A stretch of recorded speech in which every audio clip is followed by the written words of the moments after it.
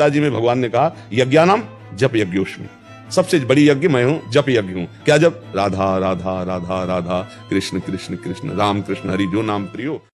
सामर्थ्यशाली होता है भक्त, है दिखावा नहीं, बनावटी नहीं।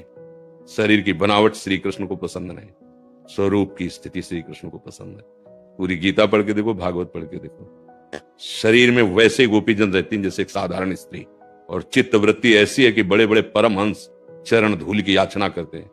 सत्य मार्ग का अनुसरण करना चाहिए, अपने आप धन्यता आ जाएगी, अपने आप अमानी हो जाएगा, अपने आप सच्चिदानंद सुख में स्थित हो जाएगा। पांच भौतिक शरीर ये प्यारा है श्री कृष्ण को, ये तो साधक को अपना शरीर प्यारा नहीं होता। शरीरों का राग और श्री कृष्ण प्रेम, सूर्य का उदय और अंधकार बना रहे, समझ में नहीं आया। पुराने कपड़े की तरह शरीर का राग खत्म हो जाता है श्री कृष्ण प्रेमी का, फिर इसकी सुख वृत्ति शरीर की, फिर इसकी सजावट और बनावट मुझे समझ में नहीं आता। श्री कृष्ण को जो रिझाने वाला स्वरूप है, जिसे गोपी स्वरूप कहते हैं, या कांता भाव से जो स्थित कांता है, वो आत्म स्वरूप होता है, जो स्थूल शरीर, सूक्ष्म शरीर, कारण शरीर, तीनों का त्यागी नहीं। हमारी महापुरुष हुई हैं माताएं बहनें, आप उनके चरित्र पढ़ के देखो, कैसा उनका त्याग रहा है, कैसा वैराग्य रहा है।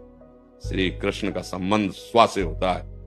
ये जो प्रपंच में कानों को लगाए रहते हैं, दूसरे की निंदा होने लगे तो कुछ ऐसे श्रवणेन्द्रीय प्रिय निंदा वाले हैं, खसक के नजदीक, हाँ अच्छा ऐसा भगवत चर्चा में कभी चेतना नहीं आई, अच्छा ऐसा हुआ, वैसे ही बड़ा सुख लेते हैं, ऐसा लगता है कि मतलब इनको बहुत बड़े पद में अभिषेक दिया जा रहा हो। निंदा सुनने में यदि तुम्हारी श्रवणेन्द्रीय, दोष की बातें सुनने में श्रवणेन्द्रीय कभी सो जाए तो हमें बताना, कभी नहीं सोए। फिल्म देखने में सो जाए तो बताना, 3 घंटे नहीं, प्रपंच है ना, खुला प्रपंच।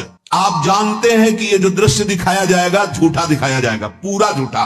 पैसा देते हैं जाके, 3 घंटे ऐसे देखते हैं और अपने को बड़ा सौभाग्यशाली हर्षित होकर बाहर आते हैं। मूढ़ता की हद हो गई, वैसे ही झूठ में फंसे हुए हैं, झूठ में और नया झूठ, पैसा देके। वो बोले बुद्धिमान है, हमें तो नहीं समझ में आता कि बुद्धिमान हो। 3 घंटा समय बर्बाद किया, अपनी इंद्रियों को दूषित किया, पैसा लगाया, और इसके बाद बुद्धिमान भी कहलाते हो। अरे भाई, 3 घंटे किसी की सेवा में लग जाते, 3 घंटे यदि भागवत का पाठ करते, 3 घंटे गीता जी की श्लोक पाठ करते, 45 मिनट में गोपाल शास्त्र नाम हो जाता, तुम्हारे जीवन का प्रकाश कर दे। 3 घंटे यदि कीर्तन करते, और जो 25-50 रुपए की टिकट लाए हो किसी बीमार की सेवा में लगा देते, आधा किलो बाजरा खरीद के पक्षियों को चुगा देते, मंगल हो जाता। बुद्धि भ्रष्ट है, स्वर्ग का सुख अनुभव कर रहे हैं असत्य पे। उनसे पूछो कि ये सत्य है क्या?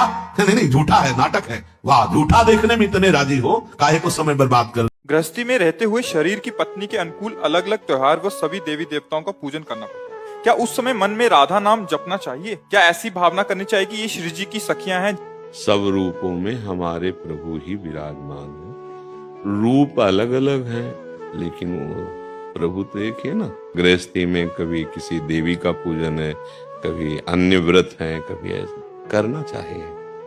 हमारे प्रभु सब रूपों में, जैसे मन हम जैसे निकल रहे होते हैं कभी परिक्रमा में, सामने हनुमान जी का मंदिर, पार्श्व में आरती हो रही, तो अवहेलना करके थोड़ी जाया जाता, खड़े हो गए। चाहे हम आधा मिनट खड़े होके नमस्कार किया, चले। किसको नमस्कार किया?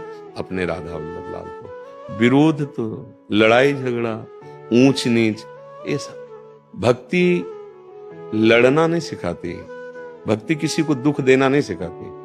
परम सुख, कोई झगड़ा नहीं, कोई परेशानी नहीं। जितनी भी देवी देवता सब हमारे भगवान ही बने हुए हैं। जैसे वो सास ससुर सबकी सेवा करती है, लेकिन पति के नाते से, कि पति के माता पिता, ये पति की बहन है, ये आए हुए पति के अतिथि हैं, रिश्तेदार, सबको। लेकिन उसका प्रसन्नता के हेतु सब नहीं है, प्रसन्नता के हेतु पति है। मेरा पति प्रसन्न होगा, ऐसे हमको सब सेवाएं करके मेरे राधा वल्लभ लाल प्रसन्न होंगे, हमें ये भावना करते। समझ रहे हैं आप? कोई संशय इस पे?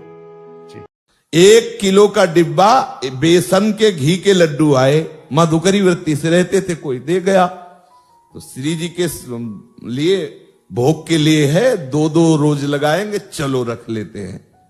मधुकरी के लिए जाते थे तो मिश्री का इतना डेला भोग लगाते थे। अब 2 भोग लगा तो मिश्री में ये ज्ञान नहीं था कि प्रभु का भोग तुरंत पाना चाहिए, लड्डू में ज्ञान आ गया। हाँ, लड्डू में भी कि भोग लगाते ही प्रसाद तुरंत पाना चाहिए। अब हट कर लिया उसने, 2 लड्डू पा के फिर मधुकरी चलते। 2 लड्डू पाए तो कहां मधुकरी की रोटी और कहां घी के बेसन के लड्डू। ये हुआ कि आया तो अपने श्री जी के लिए 2 और लगा लेते हैं लड्डू। हाथ धोया, आचमन किया, 2 और लगा दिया। फिर ये हुआ कि आज मधुकरी ले जाते, डिब्बे दिखा दिया और पूरा का पूरा राधे श्याम। ये है मन की चाल। फिर बड़ी हंसी आई कि वाह मलीराम कितने खिलाड़ी चूक गए, तो डिब्बा धो के रखवा दिया। बहुत विचित्र खेल इसका है। इस पर ज्ञान तभी चलेगा, भोग लगाओ और एक ले और तुरंत सब बांट दो, बच गए। और अगर आप ऐसा कि 2-2 रोज लगाएंगे तो आप देख लेना कि ऐसा वो लाएगा कि आपको गिरा देगा। महाराज जी, जैसे कि आपने बताया निंदा और क्रोध से बचें, ये पाप के कारक हैं। जैसे तैसे निंदा पर तो काबू पा रहे हैं, लेकिन यदि किसी बात को सुनकर क्रोध आ जाए, भगवान और आपकी याद करते हुए भी उस पर नियंत्रण कैसे करें? जैसे हम चाहते हैं कि आप हमारे साथ ऐसा बर्ताव करें, आप उसके विपरीत करेंगे, हमें क्रोध आ जाएगा। अगर हमारी कोई कामना नहीं है, हम अपने कर्तव्य का पालन करते हैं और सामने वाले पर भगवत दर्शन करते हैं, तो क्रोध आ ही नहीं सकता। जब तक हम भगवान के चरणों का आश्रय दृढ़ता पूर्वक नहीं लेते और सब में भगवत भावना नहीं करते, तब तक न काम पे काबू पाया जाएगा, न क्रोध पे, न लोभ पे, न मोह पे। सामने वाला अगर कोई भी हमारे प्रति प्रतिकूल व्यवहार कर रहा है, वो मेरे कर्म से प्रेरित है। मेरा कर्म दंड देने के लिए आया, इसलिए गाली दे रहा, प्रतिकूलता कर रहा है।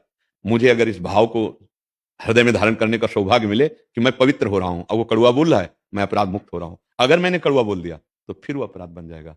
हम कुछ सीमाएं हैं जिस तक तो हम सह सकते हैं। यदि हमारे कोई धर्म का नाश करने के लिए, यदि कोई हमारे गुरु की अवहेलना हमारे सामने कर रहा है, हमारे इष्ट की निंदा कर रहा है, फिर हम नहीं सहन करेंगे कि हम इतने तक तो क्षमा कर देंगे। इसके बाद हमारे गुरु का कोई अपमान कर, हम कहते क्षमा, धिक्कार हमारे जीवन को। हमारे इष्ट की कोई निंदा कर, हम कहते क्षमा है। हमारे राष्ट्र पे संकट आ रहा, हम कहते क्षमा। ऐसा नहीं, मतलब समझना, कहीं कहीं क्रोध भी क्षमा से ज्यादा फल देने वाला बन जाता है कि एक सीमा तक सहनशीलता है, इसके बाद अगर कोई उल्लंघन करता है तो कानून है, और या फिर उस समय अपने जीवन रक्षा के लिए हमें जो करना पड़ेगा वो हम कर सकते हैं सामर्थ्य के। क्योंकि एकदम क्षमा का उपदेश अगर सही ढंग से ना समझ में आया तो फिर अत्याचार का बढ़ावा भी हो सकता है। जी महाराज जी, जैसे कि आपने बताया निंदा और क्रोध से बचें, ये पाप के कारक हैं। जैसे तैसे निंदा पर तो काबू पा रहे हैं, लेकिन यदि किसी बात को सुनकर क्रोध आ जाए, भगवान और आपकी याद करते हुए भी उस पर नियंत्रण कैसे करें? जैसे हम चाहते हैं कि आप हमारे साथ ऐसा बर्ताव करें, आप उसके विपरीत करेंगे, हमें क्रोध आ जाएगा। अगर हमारी कोई कामना नहीं है, हम अपने कर्तव्य का पालन करते हैं और सामने वाले पर भगवत दर्शन करते हैं, तो क्रोध आ ही नहीं सकता। जब तक हम भगवान के चरणों का आश्रय दृढ़ता पूर्वक नहीं लेते और सब में भगवत भावना नहीं करते, तब तक न काम पे काबू पाया जाएगा, न क्रोध पे, न लोभ पे, न मोह पे। सामने वाला अगर कोई भी हमारे प्रति प्रतिकूल व्यवहार कर रहा है, वो मेरे कर्म से प्रेरित है। मेरा कर्म दंड देने के लिए आया, इसलिए गाली दे रहा, प्रतिकूलता कर रहा है। मुझे अगर इस भाव को हृदय में धारण करने का सौभाग्य मिले कि मैं पवित्र हो रहा हूं और वो कड़वा बोल रहा है, मैं अपराध मुक्त हो रहा हूं। अगर मैंने कड़वा बोल दिया तो फिर वो अपराध बन जाएगा। हम कुछ सीमाएं हैं जिस तक तो हम सह सकते हैं। यदि हमारे कोई धर्म का नाश करने के लिए, यदि कोई हमारे गुरु की अवहेलना हमारे सामने कर रहा है, हमारे इष्ट की निंदा कर रहा है, फिर हम नहीं सहन करेंगे कि हम इतने तक तो क्षमा कर देंगे। इसके बाद हमारे गुरु का कोई अपमान कर, हम कहते क्षमा, धिक्कार हमारे जीवन को। हमारे इष्ट की कोई निंदा कर, हम कहते क्षमा है। हमारे राष्ट्र पे संकट आ रहा, हम कहते क्षमा। ऐसा नहीं, मतलब समझना, कहीं कहीं क्रोध भी क्षमा से ज्यादा फल देने वाला बन जाता है कि एक सीमा तक सहनशीलता है, इसके बाद अगर कोई उल्लंघन करता है तो कानून है, और या फिर उस समय अपने जीवन रक्षा के लिए हमें जो करना पड़ेगा वो हम कर सकते हैं सामर्थ्य के। क्योंकि एकदम क्षमा का उपदेश अगर सही ढंग से ना समझ में आया तो फिर अत्याचार का बढ़ावा भी हो सकता है। जी क्या ऐसा होता है कि मनुष्य को अपने पिछले जन्म की स्मृति हो? अगर हाँ, तो मैं अपने इस जन्म ऐसा ऐसा क्या करूं जिससे मुझे इस जन्म की स्मृति अगले जन्म में रहे? इस जन्म में तो सह नहीं पा रहे हो जितनी याद है, पीछे की ओर जानकर क्या दुर्गति करोगे? काहे खूब व्यर्थ की बातें सोचते हो? आगे तुम्हें जन्म लेना जरूरी है? जेल में रहना पसंद करते हो क्या? ये 5 भौतिक जेल है। काम, क्रोध, लोभ, मोह, मद मत्सर, ये जेलर मार डंडे सबको पीड़ित कर रहे हैं। सबको समझ में नहीं आ रहा, पर हम लोग ऐसे हैं कि जेल में राजी हो गए हैं। काम को सुख समझने लगे हैं, क्रोध को, गर्व को, मद को, लोभ को, मोह को, इनको हम सुख समझने लगे हैं। नहीं नहीं, अगर हम इस जेल में, संसार रूपी दुखालय में भेजे भी जाएं तो कर्म बंधन से मुक्त होकर आऊं और दूसरे को कर्म बंधन से मुक्त करने वाला बनूं। आप तो कर्म बंधन में बंधने की बात सोच रहे हैं। क्यों? आप बताइए, अपने विचार प्रकट कीजिए।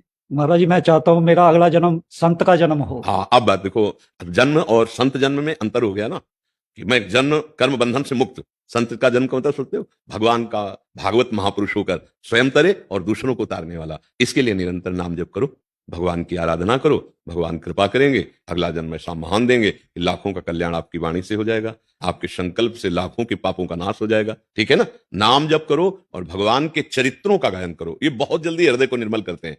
वही संत जिसके हृदय में भगवान बसते हैं। तो काम, क्रोध, लोभ, मोह, मद, मत्सर, हम आज से बचना शुरू करें इनसे, नींव डालें साधु स्वभाव की, खूब नाम जप करें तो भगवान कृपा करेंगे, आगे महाभागवत संत के रूप में जन्म दे दें। महाराज जी, महिलाओं को कहते हैं कि दंडवती परिक्रमा नहीं लगानी चाहिए। महाराज जी, हमारा मार्गदर्शन। हाँ, अगर पति है और वो दंडवती लगा रहे हैं, उनकी सेवा में उपस्थित रहे साथ में, और हर दंडवती में चरण स्पर्श करता रहे, उनको दंडवती का ही फल मिलता है। तो ये ठीक शास्त्र सम्मत बात है कि माताओं को ऐसे दंडवती परिक्रमा नहीं लगानी चाहिए। और जो मान लो ऐसा नहीं संयोग बना है या पति अंतर ध्यान हो गए हैं, तो ऐसे पैदल वाली परिक्रमा दे और नाम जप करे, उसमें क्या परेशानी है।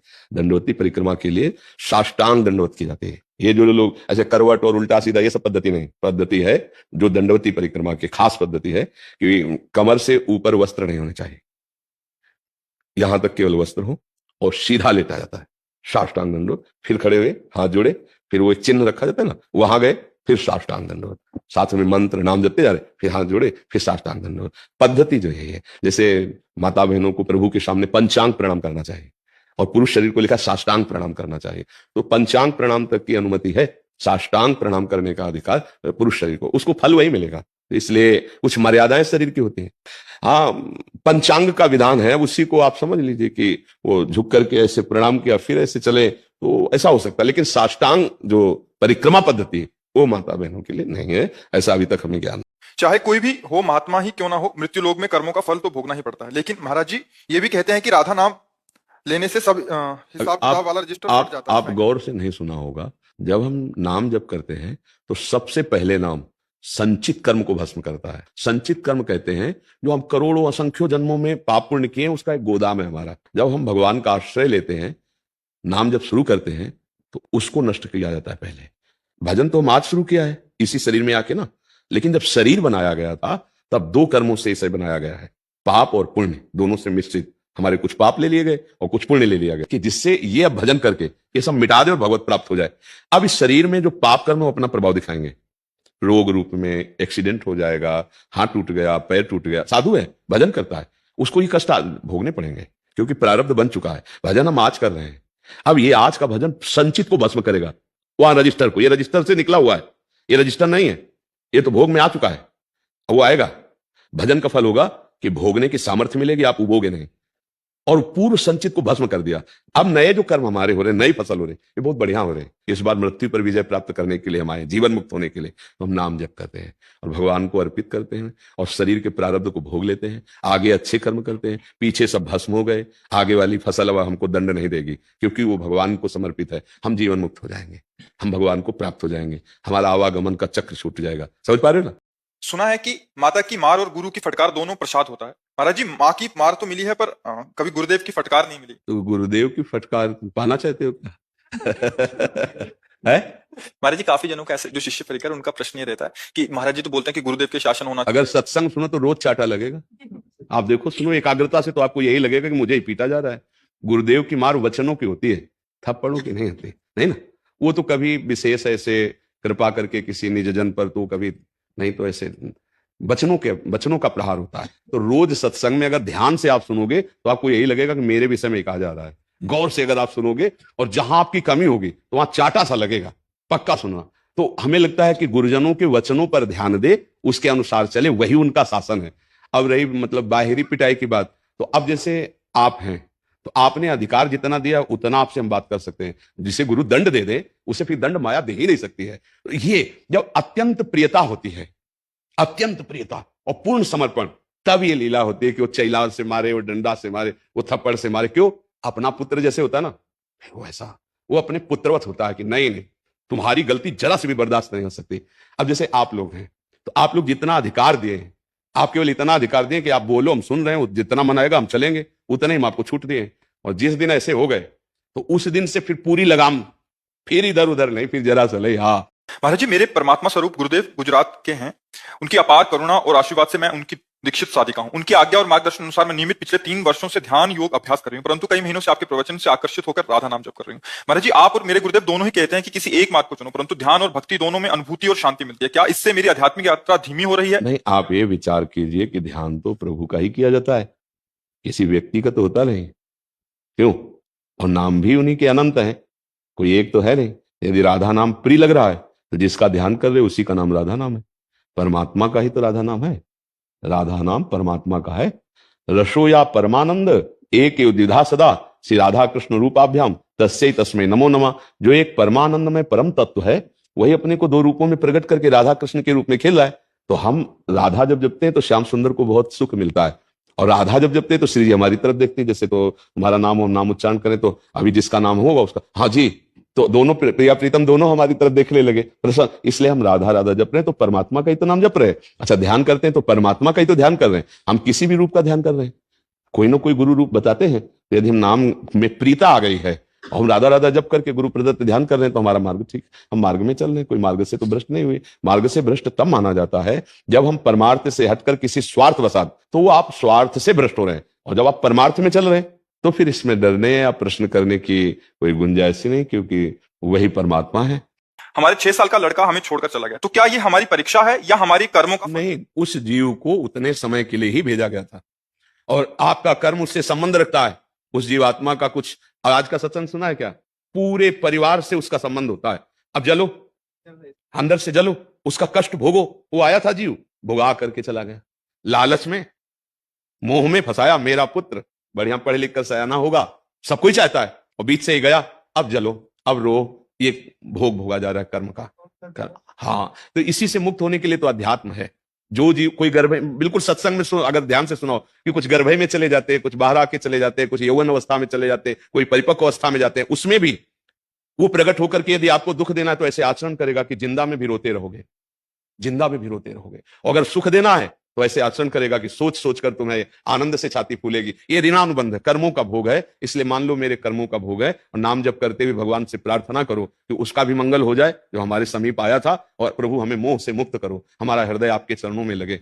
परिणाम में सब दुख देगा। मरने का जब समय आता है, जिसने भजन नहीं किया ना, उसको यही सब चिंतन होता है, ये घर छूट गया इतना बढ़िया, ये परिवार सब छूटा जाएगा, अब जाना कहां, उसको कोई चिंता नहीं, बस इसी का चिंतन। तो फिर छिपकली बनकर उसी घर में रहता है। स्वान कुत्ता बल के दरवाजे पे बैठा रहता है। बड़ा विचित्र खेल है।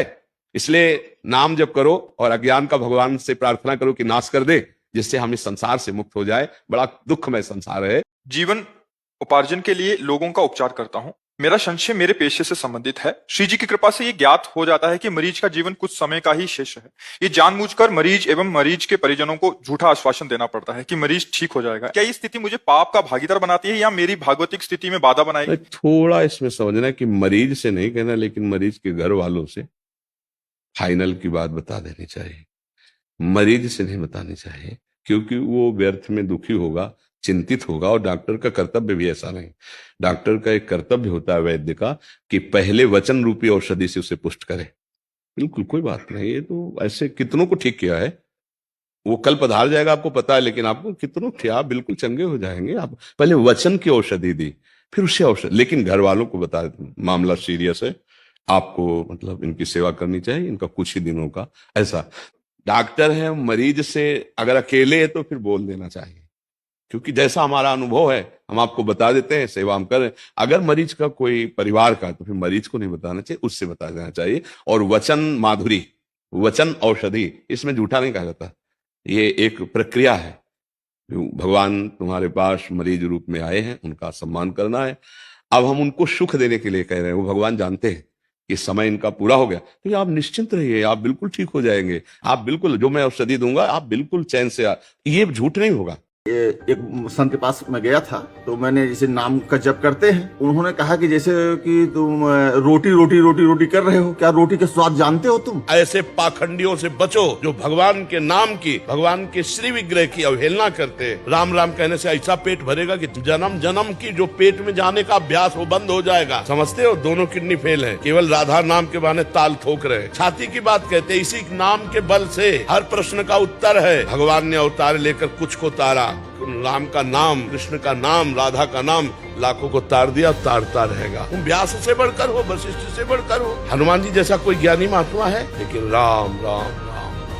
हम भगवान से भी बढ़कर भगवान के नाम को मानते और उसी पे जीवित हैं, उसी से हम दहाड़ रहे हैं, उसी के बल हम हैं। हम केवल ऐसे केवल खाई हुई बात कर रहे हैं, केवल प्रवचन की बात नहीं कर रहे। और तुम्हें आंखें हो तो खोलकर देख लो, लाखों लोगों का परिवर्तन हो रहा है केवल राधा नाम।